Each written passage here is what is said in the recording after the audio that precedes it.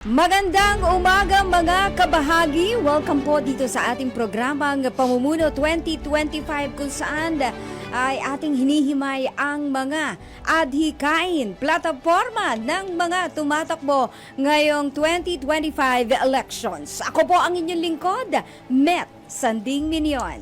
At syempre po mga kabahagi, ako po naman ang inyong kabahagi sa Himpapawid, Beb Paipon, para sa ating Pamumuno 2025.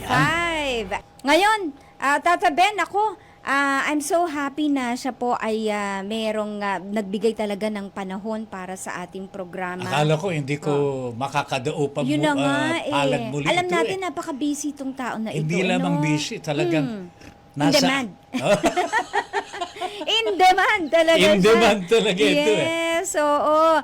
So ngayon po, ang makakasama namin ni Tata Ben, isang Filipino legislator, human rights lawyer and activist. Siya po ay nakakuha ng kanyang Bachelor of Arts in Economics mula po sa San Beda College and his law degree from the University of the Philippines. So isa po siyang abogado, no? He was an associate of the ASEAN Law Center at Melbourne Law School, kung saan po siya nakakumpleto yung kanyang PhD in law, particularly on the writ of amparo at ng International Criminal Court. Naku, saktong-sakto, Tata Ben. Saktong-sakto nito. May tanong ka. Oo. May At kinalaman hindi po dyan. pwedeng mawala. Correct, Siya po ay nagtuturo din sa university or nag-lecture sa University of Melbourne on international human rights law at and the Rome Statute of the International Criminal Court. At nagsilbi as a party list representative ng Bayan Muna, ayon, sa ating pong Philippine House of the Representatives taong 2009 to 2016, no? At siya po ay naging senior deputy minority leader ng House of the Representatives from 2013 to 2016. At ngayon po, mga kabahagi, siya ay tumatakbo bilang first nominee ng Bayan Muna Party List.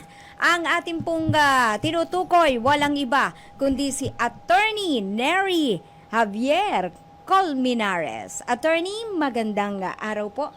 Magandang araw, Met. Magandang araw, Ben. At sa lahat ng viewers at listeners ninyo. Call me. Yeah. Call me. Call me. Call me, baby. Yan ang kanyang dito. Yan, oo. Hindi ko makakalimutan yan, sir. Salamat.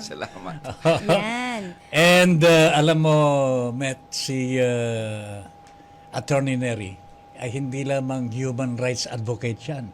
Siya ang namumuno, siya ang talagang head at siya ang inspirasyon. Aha. Kumbaga sa ito yung talagang nagpapatatag ng pakikipaglaban po natin para Yes. sa karapatang pangtao dito po sa Pilipinas. Correct. Yan po ang pagkakakilala dito sa ating special guest for today. Kaya nga pagka nakikita nga siya sa mga interview, sa mga either television o di kaya sa mga imbitasyon sa radyo, sabi, eto na yung mga namumuna, eto yung namumuna. Kung That's merong right. merong pamumuna, siya yun. So, Salamat, Met. Attorney Nery, sir, call me. Marami na pong nangyayari dito sa atin. Medyo, marami. Talagang ang mabigat to dito hindi lahat nakabubuti sa ating pamayanan.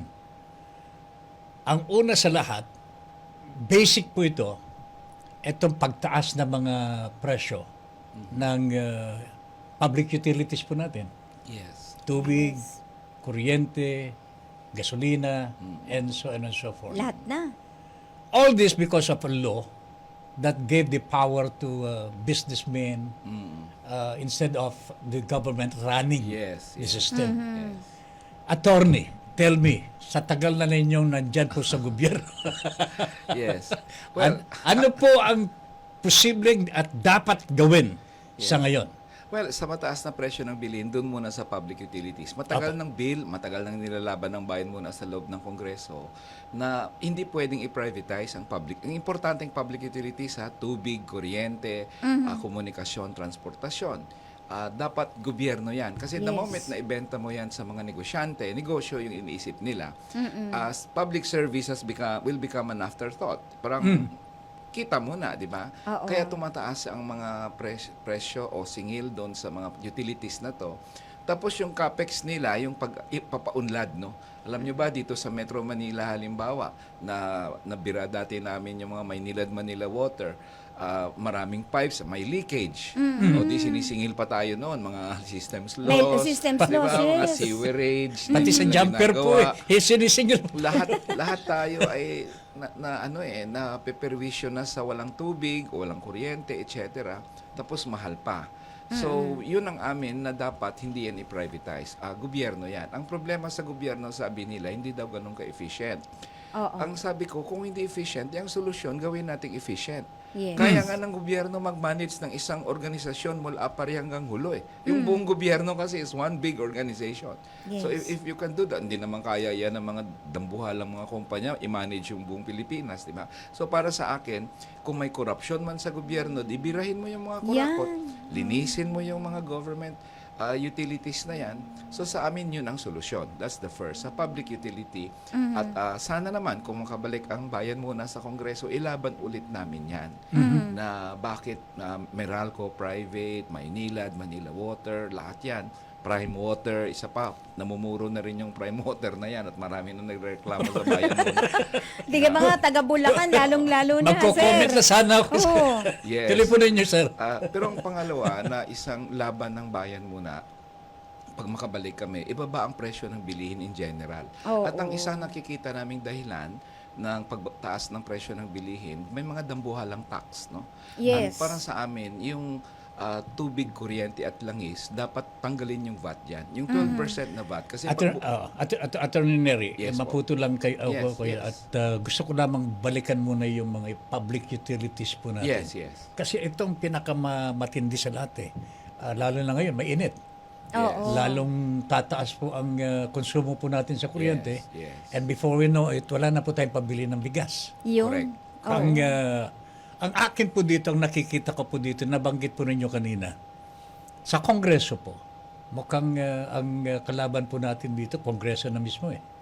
Well, hindi nila pinapasa-pasa ang bill, hindi Exactly po. pumapasa-pasa ang bill Exactly. namin. exactly. Ano po panawagan ho ninyo ngayon? Ano ba? Well, May Ano election bang na po, mga election. problema dito sa... Yes. Gawing election issue itong privatization. Tanungin ng mga mamamayan, gusto nyo ba na i-privatize pa rin ito or okay kayo sa panawagan ng bayan muna na ibalik ito sa gobyerno para mas Tama. madali nating ma-monitor, di ba? Ang problema kasi ngayon, attorney, mukhang ang taong bayan hindi na feed sa tamang impormasyon tungkol sa privatization. Yes, well, kailangan ng maraming pag-educate sa kanila kasi marami naman dyan ang sasang-ayon dyan, tingin ko, kung sakali. No? Kasi taas talaga ang presyo ng singil ng kuryente. Tubig, kuryente, lahat yan. Kasi But immediately, attorney, wala po ba tayong magagawa? Immediately may kaso kami. Halimbawa, kinasuhan namin ng Manila Water way back then. Marami namang petitioners doon. Noong 2023, nanalo kami. Ang kaso doon, ang corporate income tax ng Manila Water at lahat, pati Prime Water, lahat ng public utilities, dapat hindi pinapataw sa consumers. Ang sabi namin sa bayan muna, kumita na nga kayo ng bilyon-bilyon. Oo nga po. Pati yung tax sa income nyo, kami pababayad. Anong connection sa tubig Yes. yan? Pinapasa lahat sa consumers. Pinapasa nila. Oo, So, oo. nanalo dyan, ang sabi ng Korte Suprema, bawal na ipataw sa consumers ang corporate income tax. But they are still. No, dapat wala na. Kaya ungkatin natin sa mga nakikinig at nanonood ngayon, Ben, Met. Yes. Pag ang inyong tanongin nyo, sulatan nyo ang water Opo, utility, paano po? pinapasa nyo ba sa amin yung income tax nyo? Pag sinabing, well, kasama yan sa bill mo, Prime Water, tanungin yung Prime Water dyan sa San Jose del Monte. Pag sinabi nila na pinapataw pa rin namin, we file a case against them. Tama. Kasi bawal na yan based on the Supreme Court decision. Oo. Kaya kami sa Bayan Muna, willing talaga kami tumulong dyan sa kaso. Ang bentahe namin sa Bayan Muna, kasi mga abogado ang karamihan, well, sa mga nominees namin. So, we can help sa mga legal cases na yan. No? Oo. So, nanalo na rin kami dati sa Meralco. Kung maalala nyo, may Malampaya shutdown way back in Yes, 2013. Nung nag-shutdown sila, abay, sabay-sabay naman ng mga generation Nagtaas, companies. oo. Nag-shutdown din. 25 ka Gencos ang nag-shutdown rin for some reason, na boiler, tube leak, o ano pa man Oo, na may dahilan. maintenance. Di Oo. bumaba ang supply. Nang bumaba ang supply, di tumaas ang presyo. Mm-hmm. Alam niyo, ang ipapataw noon, 2013, ang ipapataw nila almost 9 pesos and 25 cents. Laki And yan. at that time, per kilowatt hour was just 7 pesos. So, ibig sabihin ko, ang bill ngayon ni Met ay 3,000 pesos sa kuryente. Next month, ang babayaran niya ng mga siguro 8,000 na. Naku, Diyos ko Grabe, po. no? Di ba? Ang laki. More than double kasi yung increase. So Yes. at least na ipanalo namin sa Korte Suprema ang pinakamahabang TRO sa increase ng rates ng Meralco, lalo na doon sa kasong 2013. At Correct. pag mag-shutdown ang Malampaya, daw tayo diyan kasi nagsha-shutdown din yung mga Gencos, bumababa ang supply. Oo. Yun ang punto ko pala, Ben, Met, na ang public utility dapat hindi siya based sa supply and demand. Negosyante yun eh. Ah. If the supply is less and the demand is more, I increase the price. Pero ang cost ng pag-produce mo ng kuryente at tubig, pareho lang. Kaya lang, mas malaki ang demand ngayon, tataasan ko nga. Ayan. Oo. That is an artificial price. Kasi ang presyo mo talaga, halimbawa, 10 piso per kilowatt hour, malaki demand nila summer eh. Taasan ko, gawin kong 12, tatanggapin pa rin nila yan. Walang magagawa. Hindi Kailangan ng dapat- kuryente. Correct. Oo. Ang public utility is serbisyo, hindi negosyo. Yun. Ako. Bakit hindi po natin magawang sitahin ang Energy Regulatory Commission tungkol dito? We are talking of kuryente. Tumataas po ang presyo ng kuryente. Kung sino man po ang may responsibilidad dito sa MWSS po Pagre-regulate yata eh. Oo. may Nandun may na nga responsibilidad sila eh. sa tubig attorney. Yes, well, actually, ano yan kasi tanggap ng ating gobyerno yung supply and demand. Tanggap, may WESM. Even for public For utilities. public, may WESM nga na if the supply is more, di ba, sa WESM, nagpa-price sa merkado My niya. goodness. So, Oo. ang sa amin, hindi dapat yon. Pag gobyerno yon, kahit na, in fact, pag gobyerno yan lalo na sa summer na tumataas ang demand, no? Lalong hindi itaas ng gobyerno yan. Hindi kami tutubo sa publiko, break even lang kami, konting tubo, hindi na namin yan i-increase ang presyo kasi that was the same price last month eh. Why should I increase the price? Merely because there is a larger demand. Alright. Oo. Sandali lamang po, attorney. Okay. Sumasarap ang usapan natin dito. Kaya nga Nakakalimutan natin mag-break ng konti. Oo, sige. Oo, marami pa tayong mga pag-uusapan. Actually, yung kaninang binanggit mo, bakit ba, ano ba ang problema sa Kongreso? Mamaya, nako, ha? Meron nga ba talagang problema sa Kongreso? Bakit ganon? Tumataas pa rin ang mga bilihin natin. No? Pero saglit lang mga kabahagi, magpo-pause lang tayo for a break. Definitely, magbabalik ka agad ang Pamumuno 2020. Pamumuno 2025. Pamumuno 2025. And our special guest for today, mga kabahagi, Attorney Nery Javier Colmenares, call me for short, the first nominee ng Bayan Muna Party List. Itong Yes. lumalaban para sa ating mga kababayan. Yun. Di ba? Ha? Alright. Ang legit. Met. Okay. Sige. Ito tanong ko lang, kanina nabanggit na rin ni attorney yung tungkol sa mga buwis, Sometime 2018, kayo po ay talagang matindi nakipaglaban, dito sa pagpapatupad ng Duterte administration ng train law. Yes, Diba? yes. Oo. So, attorney, ito sabi nga dahil sa mga dagdag na buwis na ito doon tayo nagkanda hirap-hirap, 'di ba? Yes. Attorney, ano po ang pwede natin gawin? Pwede bang i-ano natin 'to? Tanggalin if ever kayo po ay mauupo. Ayan. Yes. Ha? Dapat i-repeal yung sa train law kasi nilabanan talaga namin yan. Matakin mo, ang taas ng presyo ng gasolina ngayon, isang contributor, hindi lang VAT yung 12%, excise tax. Alam mo bang 1, 2, 3 ang increase ng train? 1 peso sa first year, 2 pesos sa second year, 3 pesos. Oo, kasi That's ganun 6 pesos na in-increase niya. So, not only na increase yung fuel, ang diesel or gasolina, lahat ng factory na gumagamit ng gasolina o diesel o crudo, tataas din yung produkto nila. Correct. So, grabe yung effect. Nilabanan namin yun Kasi kina-question sa Korte Suprema, natalo kami doon. Pero sabi namin, una, nag-iimbenta ko yun ng tax. na bago, hindi nyo nga nakolekta sa ang luma nyong tax kasi maraming mga tax evader dyan na malalaki. Hindi nyo naman nakukulong. Imbento kayo ng imbento ng bago. Pangalawa, tax ka ng tax. Napupunta na naman sa bulsa ng kung sino-sinong kurakot. So, what's the use, di ba? Eh kung ibaba mo yan, kaya ayaw nilang tanggalin yung VAT sa kuryente, tubig at langis. At yung excise tax sa train law, ayaw nila noon kasi mababawasan daw ng pondo ang gobyerno. Ang sabi namin sa bayan muna, may pondo ang gobyerno. Kung saan-saan na nyo lang winawaldas na walang kakwenta-kwentang proyekto, and of course, pumupunta sa bulsa ng maraming politiko. Kaya para sa amin sa bayan muna, yung issue ng tax, dapat tanggalin yung mga tax sa basic utility, sa basic requirements. And sawatain yung korupsyon kasi tax ka ng tax tapos kurakot lang naman napupunta. Kaya sa amin, ganito lang, Benomet. Ang pondo dapat diretso sa tao. Huwag nang sumabit pa sa bulsa ng mga politiko. Ibig sabihin yan, pag may pondo ka, idiretso mo sa ospital yan. Pag nasa ospital yan, mahirap ka, pumunta ka sa ospital, libreng gamot, libreng paggamot, libreng doktor, o procedure, dialysis, o ano pa man. Eh ngayon, sumasabit kasi sa kung sino-sinong politiko, pumipila ngayon yung tao sa katulad namin. Kawawa ang mga tao Kaya ngayon. sabi ko nga, bakit pumipila ang tao sa katulad namin, mga kong, mga senador, mga kung sino-sino, eh hindi namin pera yun eh. Mamimigay kami medical assistant, hindi naman namin pera yan eh. Pera nila yan eh. Di ba? So, bakit hindi na lang dumiretso sa ospital yung pondo? Ba't sasabit pa sa amin? Di ba? Pangalawa, minsan yan sa medical assistance dyan, tanungin ka, taga saan ka? Halimbawa, sabihin niya, taga Bulacan ako. Naku, talo ako sa Bulacan eh. Di ba?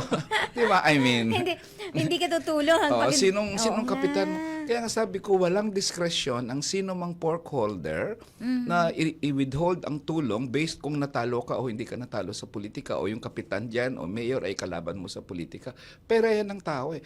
Kaya sa mga tao, wala kayang utang na loob na titingnan dapat sa mga namimigay ng mga medical assistance na yan dahil pera nyo yan. Nagtataka nga po ako, Attorney Neri, yung malasakit na kandidato ngayon, number 1.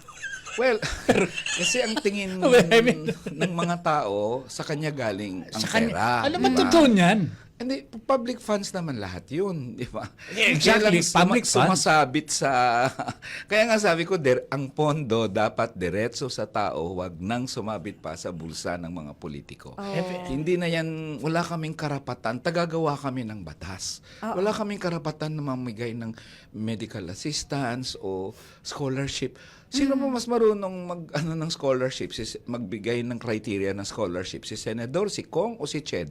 Si Ched, syempre. Siya naman yung trabaho niya yan. Trabaho niya yan eh. Malay namin, ang criteria ko lang naman, siguro, anak ka ni Kapitan, ay, kaalyado ko yan, bibigyan kitang scholarship. Kasi kaalyado ko yung tatay mo. Di ba? I mean, politicized, these are public funds that should be spent for the public. Mababago pa ba ito, Attorney? Ako, I always hope, otherwise, Ben, di natulog na lang ako. Umaasa ako, Ben, na sa darating na panahon, mababago yan. Alam mo, 3 termino ako sa Kongreso. Meron akong leksyon na natutunan dyan. Ano po yan? Paminsan-minsan, ang gobyerno na pipilitang gawin ang hindi niya gusto, depende sa paglaban ng tao sa labas ng Kongreso. Katulad po nito, Attorney, dadako tayo sa isang issue pa. Political dynasties. How can we, paano natin mag-iba ito?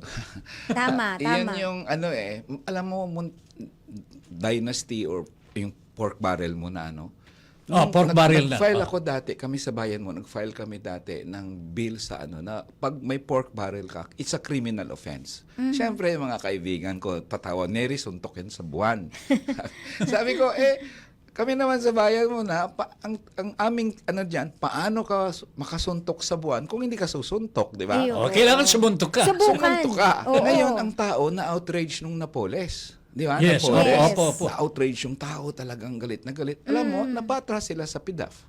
Di ba? Oo nga. Naipanalo namin sa Korte Suprema na declare ang PDAF unconstitutional. Ang problema ko, Attorney, nung bumuelta yung pork barrel, mas malaki.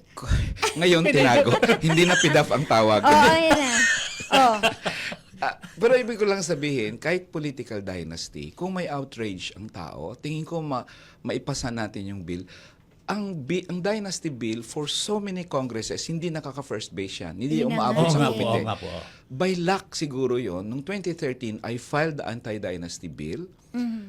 Naglanding sa committee and I'd like to honor him, no? Si Governor Fred Castro ngayon, siya ang chairman ng komite. Hinear niya ang anti-dynasty bill na bill ng bayan muna. Tapos nung ending, sa kakaano namin dyan, nagsabi siya, Neri, i-approve natin to? Sabi ko, yes, approve ng komite, umabot sa second reading sa House. Doon nagdidebate. So, yun, historic ngayon para sa akin na umabot doon. Na ano na yun, no? Pero ako ganito. Pwede ba ninyong ibalik yan? Yes, of Pagka course. nanalo po kayo? Kung manalo ako, I will refile I'll that see you bill. in Congress. Parang ano yan, attorney, bali parang first level kayo ulit. Pagka Yeah. I have to do Oo. it first level. Pero nakalagay sa konstitusyon kasi yan Para sa akin kasi, ang political dynasty is a scourge to the Filipino nation. Not just the economics, hindi lang poverty, kundi pati politika. Ang sabi ng mga dynasty, kaya lang nanalo naman kami sa election fair and square. Ay, hindi kayo nanalo sa election fair and square. Bakit? Kasi 3 taon bago tumakbo ang anak ni Kong o ni Gob, kasama na ni Gob sa lahat ng graduation, sa lahat ng pamimigay ng, Yung mga- di ba? oo Di ba? nga. Namimigay He's na part ng and kung parcel of the political babanggitin yung anak niya. Oo. Kasama niya yung nanay niya na mayor, kasama niya yung kapatid niya na senador. O di, loaded na in their favor yon. Si Ben Paipon, tatakbo lang, pagtanungin si Ben Paipon, hindi ka nakasama sa isang Sino graduation, di ba?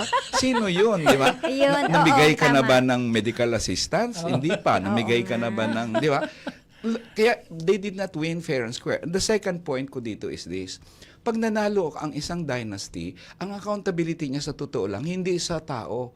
Ang accountability niya is sa apelido niya, sa pamilya Yes. niya. Oo. I did not win because of your vote. I won because of my family name. 'Di ba? Ang example ko, for example, for example para sa akin, sabi nila si Camille Villar so sino pa man diyan ng mga dynasties, ba 90% awareness, taas ng sa survey, pero palakarin mo 'yan sa Quiapo.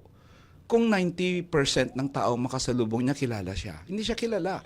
It was only because of their family name.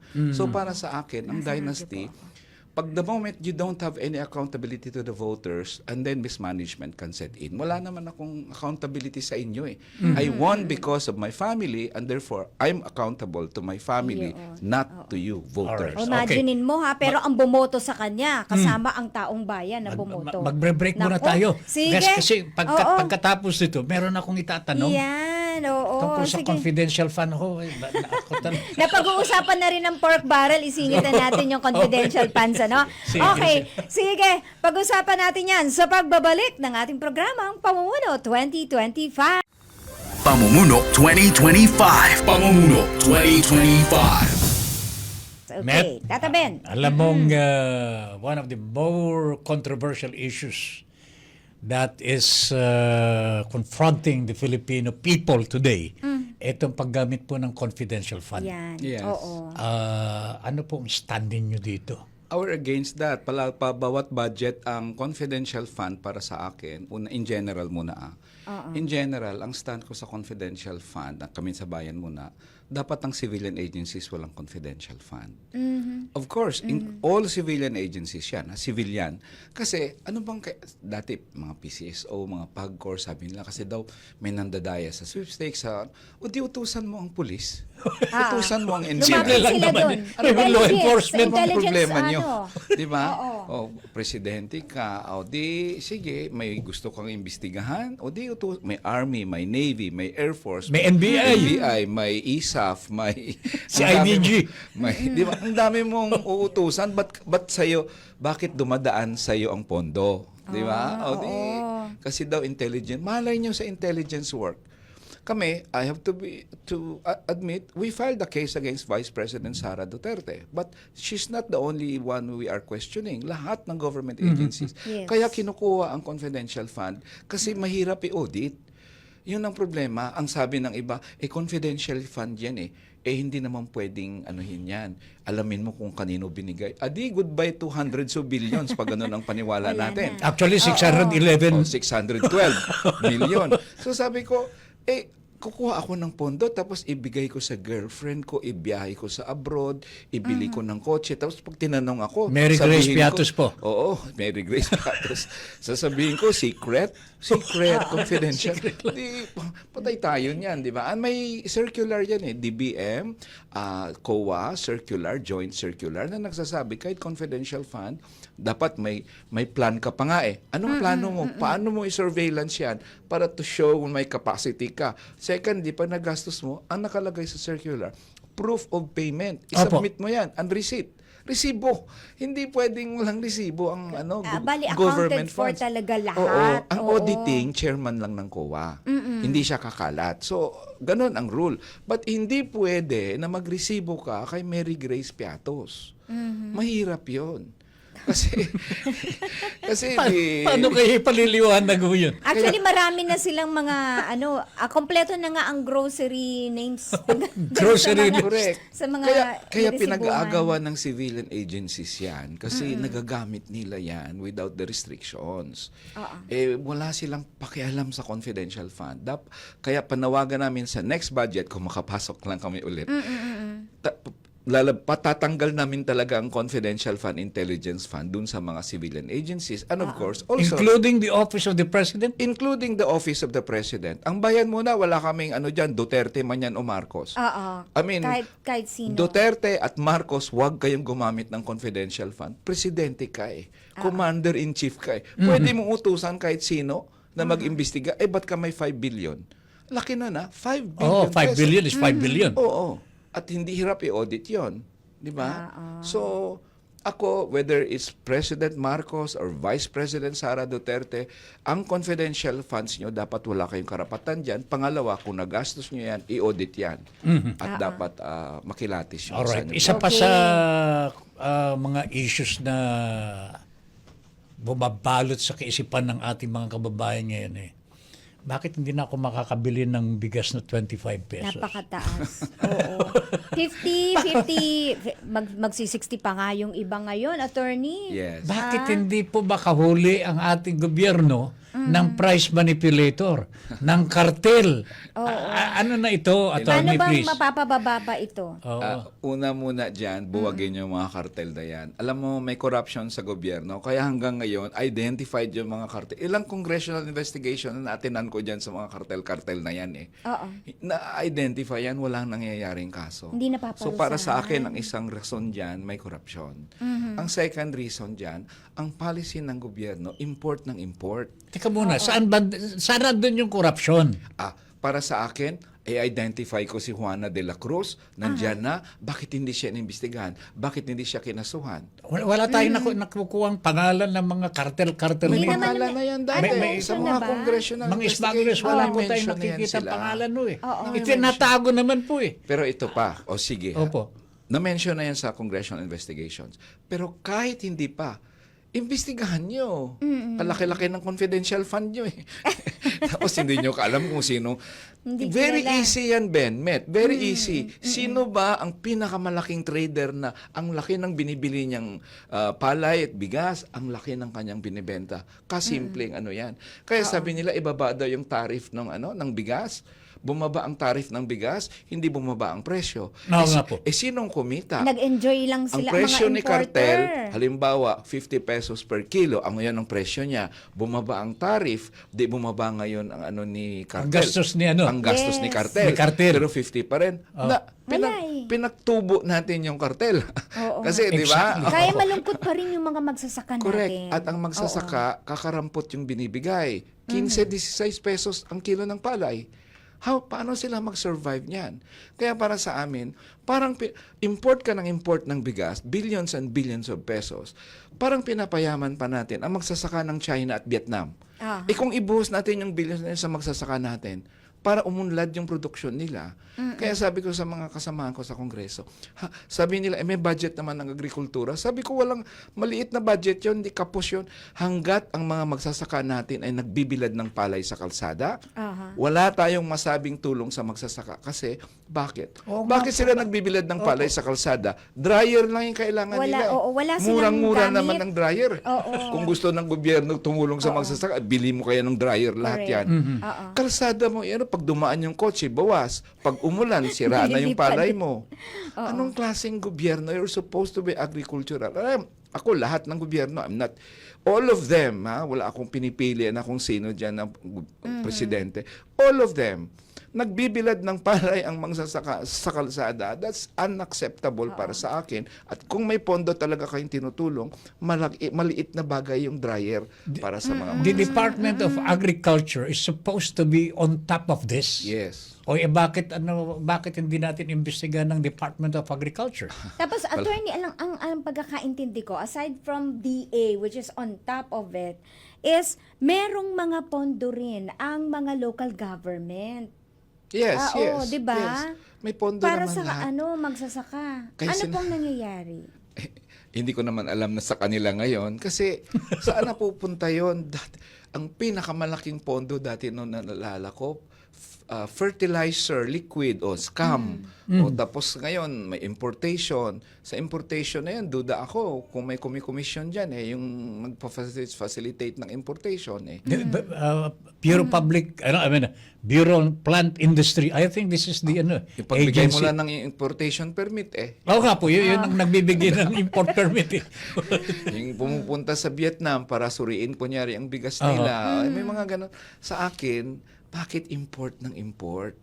Dapat palakasin. Malulumpo ang mga magsasaka natin dito. Dahil import ka ng import. Ang Vietnam, ang China, well-subsidized ng gobyerno nila ang magsasaka nila. Tayo dito ang abono, walang tulong. Ang pestisidyo, walang tulong. Pag dumaan ka sa checkpoint, baka mabawasan pa yung kita mo. Di ba? So, ang laki Kami, ng- sabahin mo na, prangka kami dyan.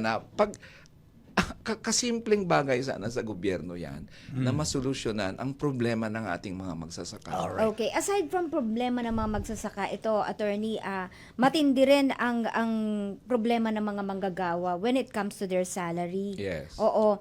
Kayo po ba, ano ho ang take ninyo dun sa sinasabi na itaas ng 1,200 kada araw ang sweldo ng mga manggagawa natin? Yes. Well, actually, yan ang posisyon ng bayan muna. In fact, one of the 3 issues namin, maliban sa ibaba ang presyo ng bilihin, tanggalin ng VAT sa kuryente, labanan ng korupsyon, ikulong lahat ng kurakot sa gobyerno. Ang pangatlo, sahod. 1,200 living wage sa lahat ng manggagawa. Itong problema natin, ang Metro Manila, ang daily minimum wage dito is 645 pesos per day. Yes. Saan ka pupulutin yan? 2 anak mo, 3 anak mo, hirap ka na sa 645 pesos per day. Ang problema pa, pag lumalayo ka sa Metro Manila, Probinsya. abay, may probinsya. bumababa sahod mo. Oo. Bakit? Bakit bumababa ang sahod mo kanang mga gikan sa Mindanao o sa Visayas, kami nga probinsyano? O paano na lang kami, di ba? Minsan, mas mataas pa ang presyo ng gasolina sa probinsya kaysa Metro Manila.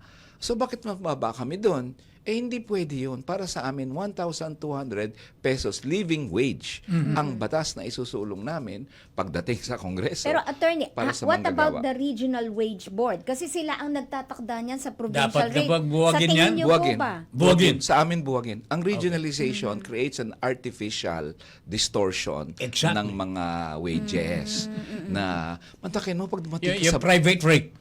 yes, Naku. yung BARM 300 Ay, plus provincial rate, minimum provincial wage. rate. Oo, provincial rate. So sa amin, taas. dapat 1,200 pesos at nag-uptick naman ang economy natin In fact, may 29 trillion tayo na nominal GDP. Dollars, I'm talking of dollars. So sa akin, ang i-share naman, mabawasan ang kita ng business, but i-share nyo naman. Yeah. I-share nyo naman sa manggagawa. Hindi naman kayo malulugi. Ayaw namin kasi malulugi ho kami. Yeah, well, Sasabihin ng mga Mali- siyempre, yung mga maliliit, may exceptions naman yan. Yeah, Hindi mga naman SMEs. lahat yung mga small and medium na hindi kakayanin, Yes. di ba? Alright, Okay, sige. Mamaya, tatanungin natin ito, yung mga pondo na dapat, paano nga ba masisecure ang pondo ng PhilHealth, ng SSS, di ba?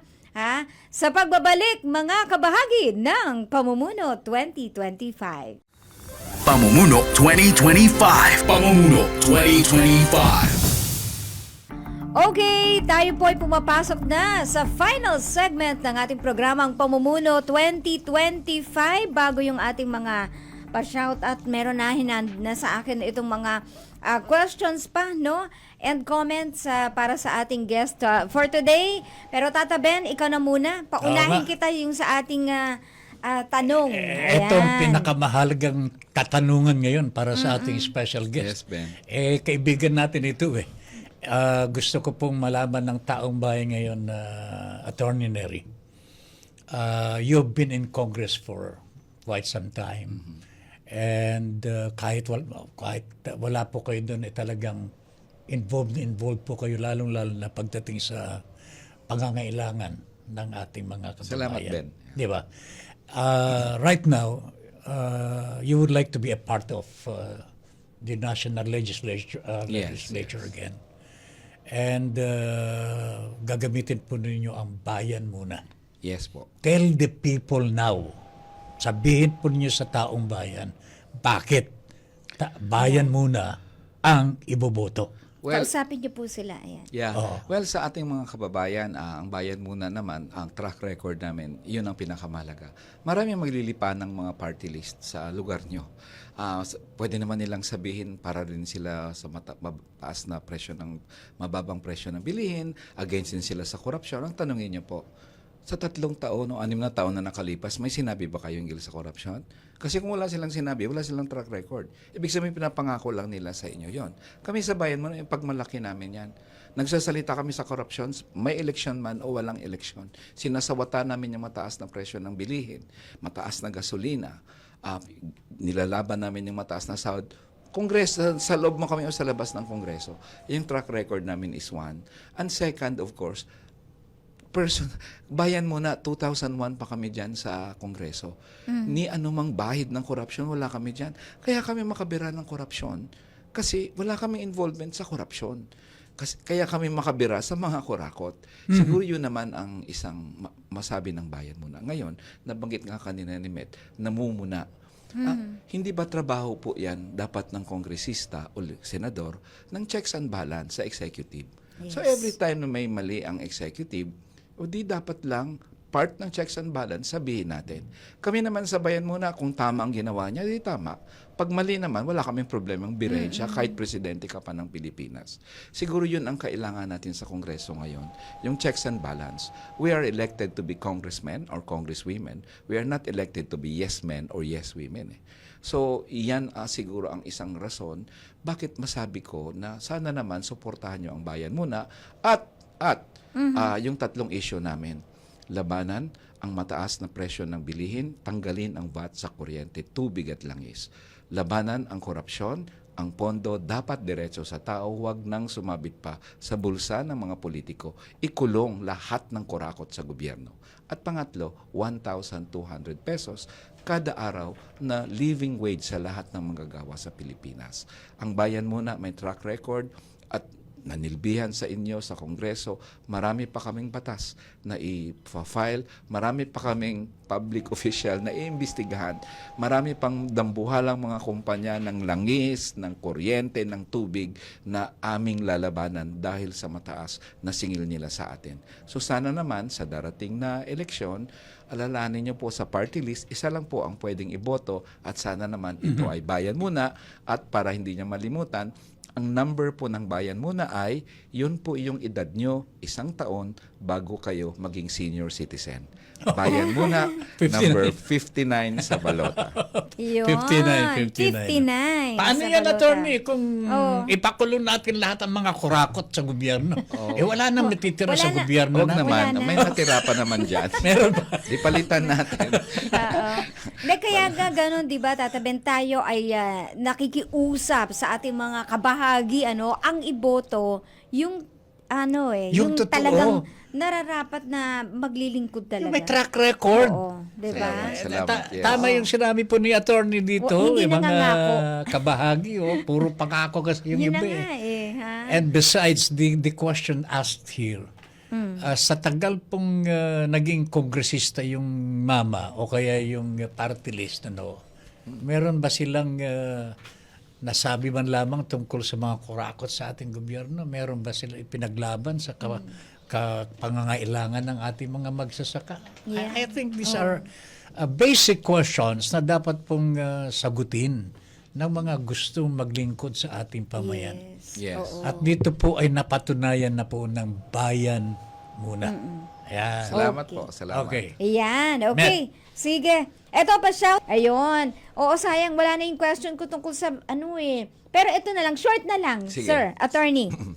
Paano natin masisecure ang pondo ng PhilHealth, SSS, GSIS? Well, lumaban ang bayan muna. Isa kami sa petitioners doon sa PhilHealth issue. di ba may PhilHealth sa Yes, sa- nag-oral Oo. arguments ako doon last week lang ata. 5 oral Tapos na po arguments ba yun? Tapos na yung oral arguments. We're supposed to submit our memorandum of arguments. Pero sa tanong ni Met, paano natin masisecure? Kasi pinapasok, tingnan mo yung PhilHealth na yan, pinasok sa budget ng BICAM. Oo. Yes. Ang issue ng PhilHealth na yan. At very powerful ang BICAM na ito. Para kaya sa amin sa bayan muna, ang BICAM na yan, tanggalan ng poder yan, napaka-powerful. Mantakin mo, 281 billion ng unprogrammed funds. Yes. Bay, kamukat-mukat natin, dinaanan lang ng BICAM, naging 749 billion pesos. Di lumobo tuloy ang unprogrammed fund. Lumaki, no? Unprogrammed fund, part yan ng budget ng Yes. GAA. Opo, ng opo, GAA. opo. So ngayon, nang nilobo nila ang 700 to 749 billion pesos ang unprogrammed fund, bigla sila nag-isip, saan tayo kukuha ng pondo? Nako, At yun. doon nila siningit yung PhilHealth. Yeah. Siningit nilang PDIC, yung Philippine Deposit Insurance, Insurance Corporation. 104 billion ang kinuha sa PDIC, ha? Ha? So, yes. Aside from PhilHealth? PhilHealth, 89.9 Yes. billion ang target. Dapat bantayan PDIC natin talaga. ay 104 billion. So, lahat ng depositors, syempre yung mayayaman, di nila concern siguro. Pero yung ordinaryong depositor, middle class, may 1 million ka lang sa bangko. Pag na bankrupt yung bangko mo, may insurance ka sa PDIC, Yes. babayaran ka eh. Oo, makuha mo. Kinunan mo ng 104 billion. At alam nyo, tingin ko lang kung hindi nagpetisyon yung mga petitioners sa Korte Suprema against PhilHealth, tingin ko ang sunod na target nilang pagkukunan ng pondo para sa lumobong ang program appropriation nila, si SSS, GSIS. Kasi ang Kalungkot daming naman ang pondo mga dyan. kababayan natin, Mabuti na lang medyo nasawata natin yan. Yes. Pero kaya kami sa bayan muna, the moment na sabi ko, kalusugan, pensyon, kukunan nyo ng pera para sa mga tulay-tulay nyo, ay hindi pwede yon. Hindi tayo papayag talaga na lalo na ang mga private funds ng PhilHealth at ng SSS ay kukunin para sa mga paboritong proyekto ng kung Bantayan sino-sino. talaga natin yan. No? May babalik kaya Okay. sa tingin po ninyo? Anong I don't know the decision of the At court. Supreme Court We're yan. asking na ibalik sana.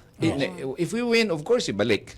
Pag if we lose, then hindi na mabalik yon. Pero at least the next budget siguro, medyo pahirapan na namin sila. Lalo na kung nandun kami sa loob ng Yun. Kongreso. O yan, Correct. kailangan Okay. ang bayan muna. Oo, kasi Ayan. pera natin yan di ba?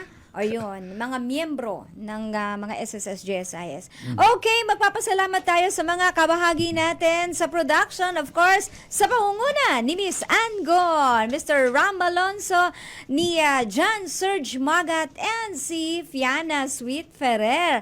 Kasama rin natin, of course, si Carol Renya dito sa booth. Kulang Okay. na kulang ang isang oras po dito sa ating oo. Tama. special guest attorney. Oo. I am very happy to have you in this program at we wish you all the best. Sana po magtagumpay po ang bayan muna. At syempre, Attorney Neri Colmenares. Call me! Number 59. Nine. Ayan. Hindi pa senior si Mete, kaya hindi niya malala ngayon.